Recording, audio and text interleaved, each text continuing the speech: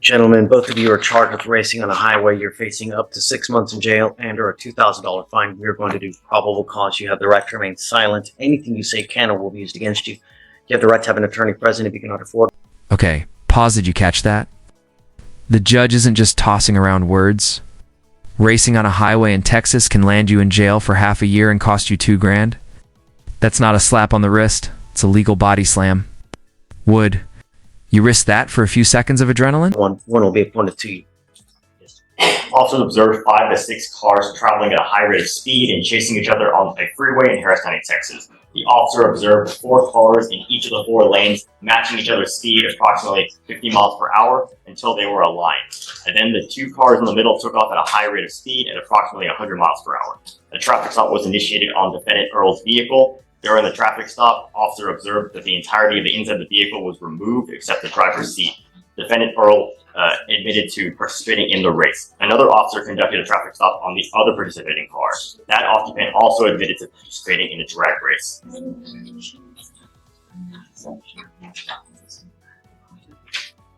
You said there were happening to those two. Your Honor, there are no other connected cases, just the 2. Got it. Asterisk and boom judge just dropped the hammer. Not only is Mr. Earl losing his license, but one wrong move and he's facing another 6 months behind bars. And did you hear the tone?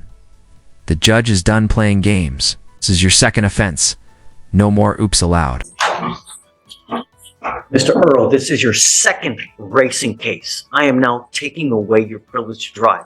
You will be signing an affidavit with me today promising you're not going to drive. And if I find that you drive, I will have a contempt hearing. You'll be facing an additional 6 months in jail and a $500 fine every time you get into a car and drive.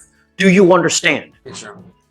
Do not drive. I don't care what you're doing in your life. I don't care where you have to go, what you have to do. I now also am sending you for a drug test. I want to know what, if anything, is in your system, and then you're to come right back. If I find that you don't take the test, if you don't come back, I will issue a warrant for your arrest. Do you understand? Yes, Your Honor. Take a seat. I do have a question. May I have a reset to hire my attorney? I wasn't able to hire him today. We will get there. Okay. First things first, I'm sending you for a drug test because I want to know what, if anything, is in your system. But first, you'll come up here and swear to us that you're not going to drive.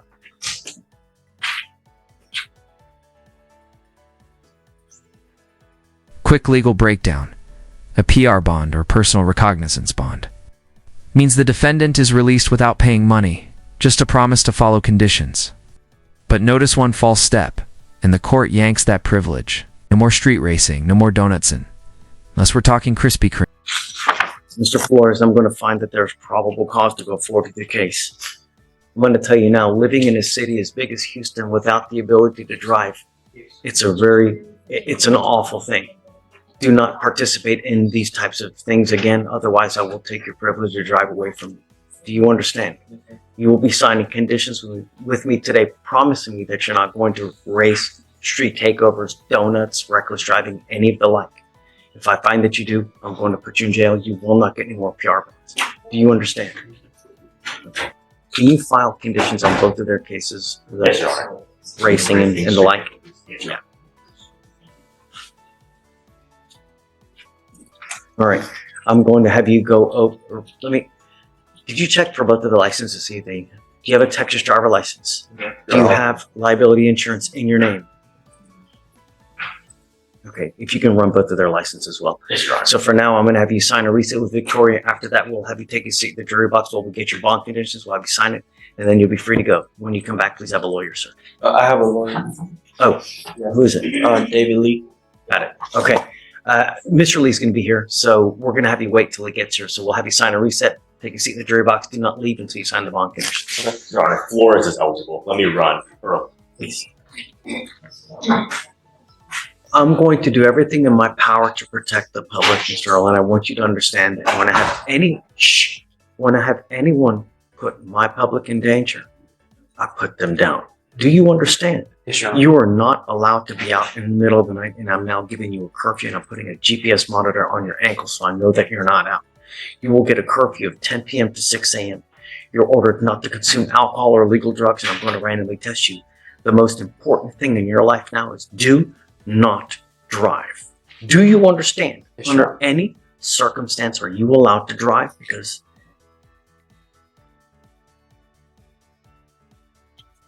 this is a very short life, and it really sucks spending the next 6 months in a 6x9 box. Do you understand? Yes, sir. Because I've already have you sign an affidavit. I can and will have a hearing on whether to hold you in contempt if I find that you drive for any reason. I don't care what your excuse is. I don't care if you have to save anyone and take them to the hospital. It doesn't matter. Do you understand? Yes, sir. Has the results have not come back yet? How long ago did he?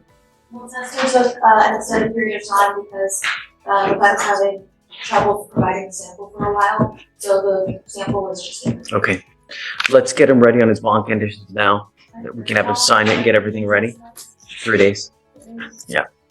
And you have no driving or drugs or alcohol? Correct. Random UAs. And then depending on what the test says, if he tests positive for marijuana, he gets another test in 40 days.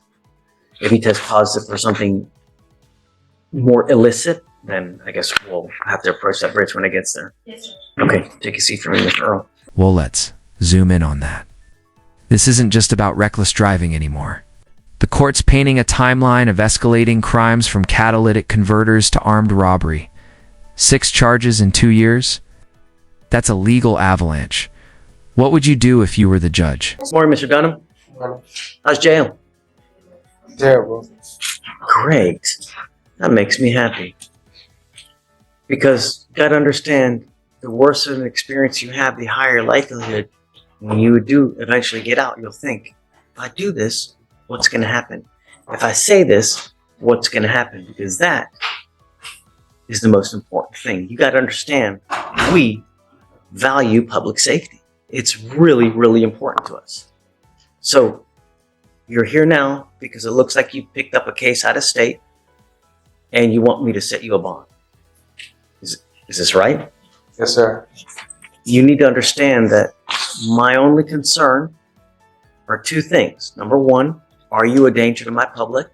And number 2, if we set you a bond, are you going to go back to the jurisdiction that you wanted from? Yes, sir. Those are the 2 things that I'm concerned about. So, what's he wanted for out of state? He's wanted out of South Carolina for robbery. Robbery? Yes, Judge. State would be opposed to a bond. He's currently has an open case of engaging in organized criminal activity. He's also on deferred for a 3rd-degree felony theft, which he has not yet made the bond collectively of $50,000. He's also had a prior evading with a motor vehicle, a misdemeanor evading motor vehicle, criminal mischief, and a theft. And it looks like based on the dates of each charge is that they're slowly escalating. It started with catalytic converters where he's using electric saws to steal them, but in the last evading is that he was also driving a stolen vehicle, and obviously now he's using weaponry or threats. And so based on the fact that from 2022 to now that he has been charged at least 6 times, 3 of which are felonies, and the fact that he has 2 open cases that he has not yet made bond on, is that he's a definition of a flight risk and safety risk. So I would be opposed to it.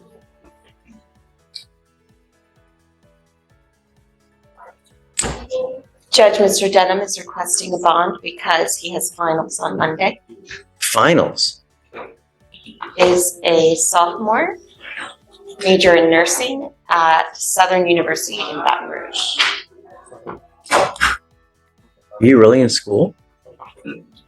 This sting was like something out of a movie, undercover cops, bait cars, the whole 9 yards.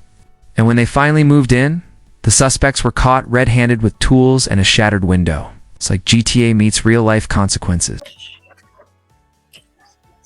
Really? But you're in Houston. You have finals on Monday? No, I can't write it. Oh. Keep it down, please. I'm going to read something to you real quick, okay? And this is from what I'm reading now. This is from the magistrate. Motion for bond conditions. Harris County, none. Defendant has a hold. 10/16/24. Officers conduct an undercover sting crime suppression operation to catch suspects who are engaged in organized criminal activity bank juggings. Officers use bait victims, undercover officers posing as bank customers, and bait vehicles. 3 suspect co-defendants, DeLeon Dunham, Messiah DeLeon Dunham, and Treventi DeMarcus Hilliard attempt a bank jugging on one bait car, but are unable to break the window. Shortly thereafter, they conduct a bank jugging on a second bait car, and this time break the window. Bus signal given, and the officers execute a vehicle containment technique and a felony stop and apprehension. All 3 suspects, defendant in possession of criminal instruments.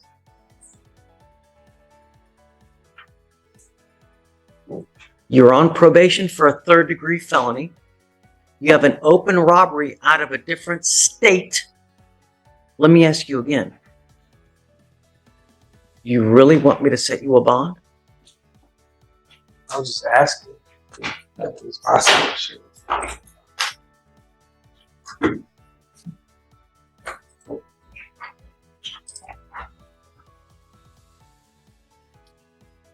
No. You got to understand, at some point, we really, really value our public safety. Mr. Dunham, we are going to do everything in our power to protect it. And if I give you a bond, you may very well pick up did you say 6? How many charges? Total in the course of the last 2.5 some odd years. 6? 6. Sometimes we have to protect people from themselves because of their own cost. So, Mr. Dunham, I'm sorry, but I really think that you are a complete danger to our public, so I can't do it. All right. I'm sorry. But The local is likely going to get reset for Tuesday, then reset again. He's set for preliminary appearance upstairs, so it's just an arraignment, but it's likely going to get kicked out again for discovery. And so I'm just here's the deal, though. You need to understand that you have not made bond on your felony case. Okay, well, here's the deal. The problem is that while you have not made bond, your case here, the fugitive case, remains in a holding pattern. So the time that South Carolina would normally need to come get you is told until you make bond on that felony case. The other thing is that you're also on, Dave, where was he on felony probation from? on deferred adjudication out of the 338 District Court for a 3rd-degree felony theft. I wonder why I can't even see that. Have they issued a motion to revoke on that one as well? No, they set. This one's wild. Even from inside jail, the defendant allegedly keeps trying to intimidate witnesses and violate bond conditions. And guess what? The judge just pulled the plug on his jail phone. That's where Ron shows how serious this got.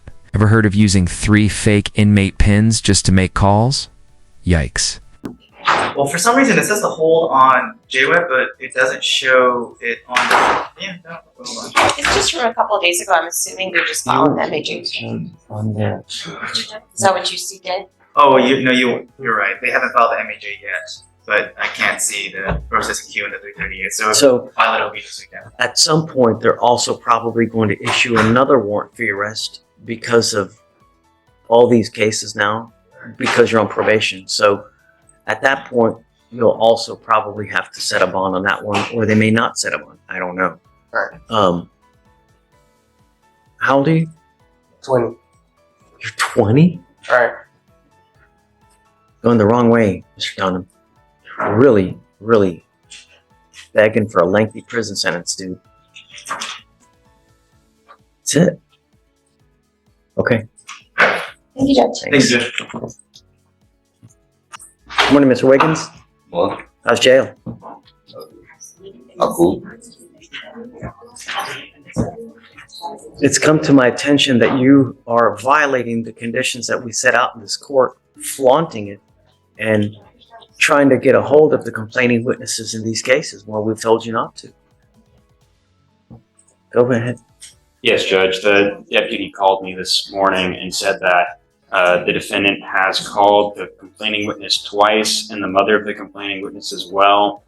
The deputy told me that while listening to these phone calls, he heard the defendant and say things such as, "This is how you take care of things," and that everybody violates their bond conditions and talks to the complainants in these cases.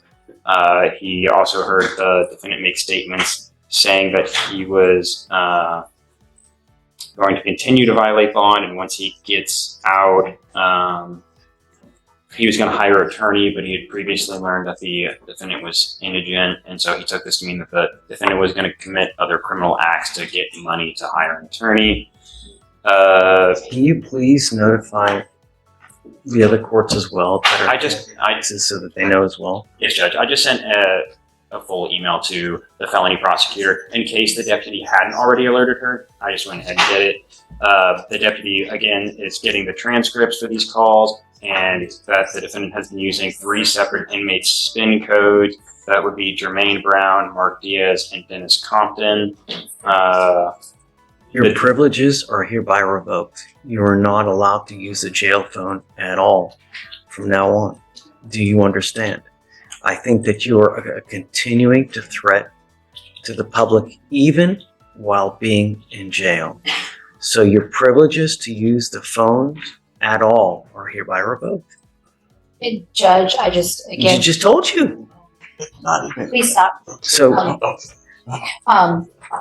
And just, I just want to reiterate. please go ahead. He's Yeah. 19, you are taking away his ability to communicate with his family. But he's I making understand. additional threats allegedly, you know? Okay, we're gonna get the records, but Okay. until I know that you're not a threat, I mean, He's typing everything. every single thing that you say on the phone is recorded. I know that, so why would I be on it threatening people? We'll find out. Because I'm gonna ask you, could you mind please pulling all the records, getting all the phone calls, and we'll play them out here in court. And we'll see. And if it's not, then I will gladly give you your phone privileges back. But there have deputies that have pinpointed you allegedly, you and using other people's spin numbers to make phone calls, to make continuing threats, and to further criminality if and when you get out. Well, I don't want you to say anything. That's okay. We're going to find out because I'm going to have them pull all the records, pull all the phone calls, and we'll listen to everything. Judge, I will also say that the defendant told the complaining witness that this is about the ag assault involving the firearm, that when she got shot, the defendant said that's what happens when you hang out with gangsters. So pull all that stuff, you know, and all that stuff gets.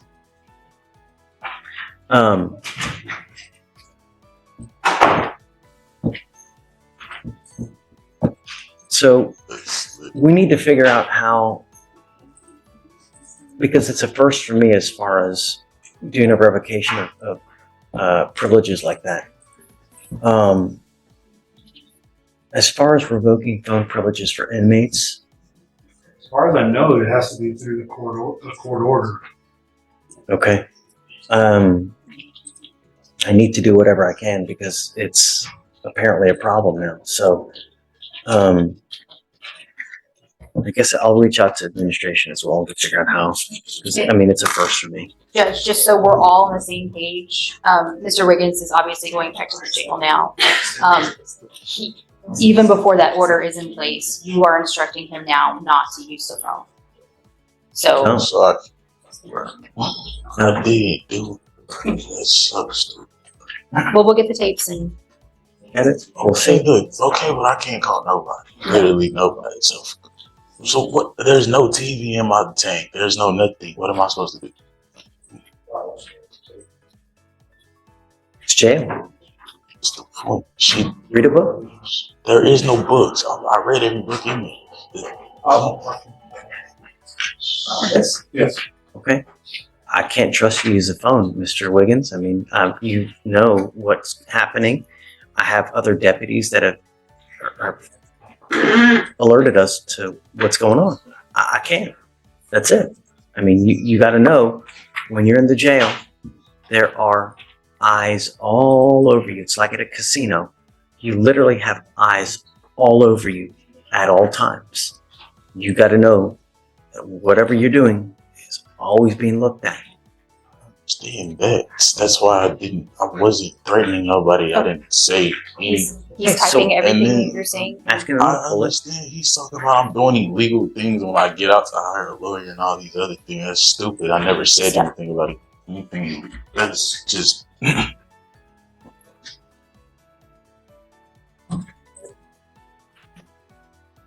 So I guess let's do this. How long will